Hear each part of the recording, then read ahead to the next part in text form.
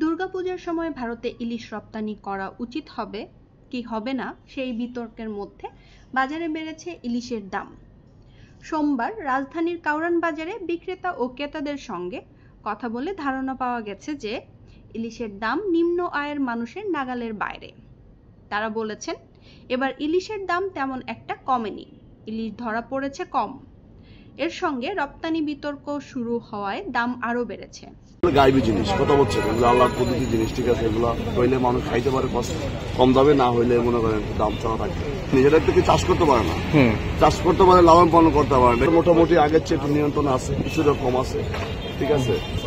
আর আগামী মাসের অক্টোবরের 13 তারিখে মনে করেন অপরাধ, তার মানে আছে হলে আপনার 18 দিন আছে আবার, ঠিক আছে। 18 দিনে যদি মাছ আমদানি হয় তাহলে দাম একটু কমার সুযোগ আছে। বাজারের অবস্থা একটু চড়া, কারণ ইলিশ মাছ কম, সেই জন্য বাজার চড়া। যে মাছ পড়তেছে না, এটা কম। নদী যদি বড় বড় মাছ থাকতো হয়তো শহরে মাছ উঠছে, কারণ এমন দিনে উল্লেখগুলি বড় থাকবে ইলিশ মাছ, আনাচে কানাচে সব জায়গায় ইলিশ মাছ থাকতো। অল্প অল্প করে ইলিশ মাছ লেবুয়ে দাম লাগে, আর ক্রেতারাও তেমন বেশি কিনছে, দাম যে বেশি এলিগা। এই সিজনে 1 কেজি ওজনের মাছ 1200-1300 টাকা থাকার কথা, এখনো 1500-1600 টাকা কেজি ওজনের মাছ। 1 কেজির ওজনের মাছটা মনে করেন আজকেও 1600 টাকা, 1550 টাকা বিকছে। 1 কেজি 200 গ্রাম 300 গ্রাম 1700-1750, আর 800-900 গ্রামেরটা 1400-1500 টাকা বিকছে। কিন্তু ভারতে ইলিশ যাচ্ছে না, এবং আমাদের থেকে বলা হয়েছিল যে এখন যে আমাদের সরকারের কাজগুলো যে করতেছে, তারা যখন বলেছিল যে আগে বাংলাদেশের মানুষের চাহিদা পূরণ হবে, তারপরে বিদেশে পাচার হবে। এই ক্ষেত্রে বলতে গেলে যে তুলনামূলকভাবে এটা একটু এখনো বেশিই আছে। এদিকে বৃহত্তর স্বার্থে ভারতে ইলিশ রপ্তানির সিদ্ধান্ত হয়েছে বলে জানিয়েছেন অর্থ ও বাণিজ্য উপদেষ্টা ডক্টর সালেউদ্দিন আহমেদ। তিনি বলেন, আমি মনে করি না এটা বিরাট কোনো ক্ষতির কারণ হয়ে গেছে।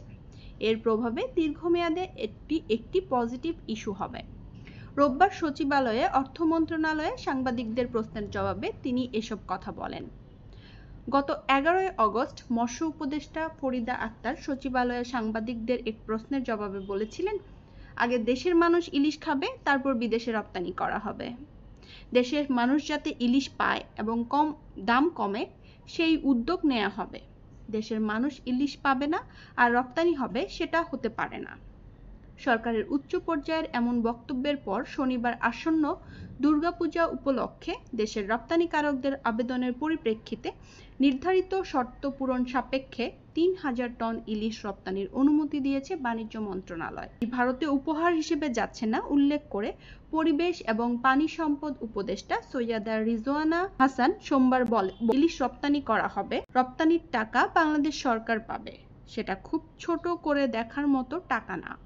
বাংলাদেশ থেকে ইলিশ এখনো যায়নি, একটি সিদ্ধান্ত হয়েছে। এদিকে ইলিশ আহরণ, পরিবহন, বিপণন ও মজুত আগামী 13 অক্টোবর থেকে 3 নভেম্বর পর্যন্ত বন্ধ রাখার সিদ্ধান্ত নিয়েছে সরকার। মা ইলিশ রক্ষা করতে বিজ্ঞান ভিত্তিক প্রজনন সময় বিবেচনায় এই সিদ্ধান্ত নেওয়া হয়েছে।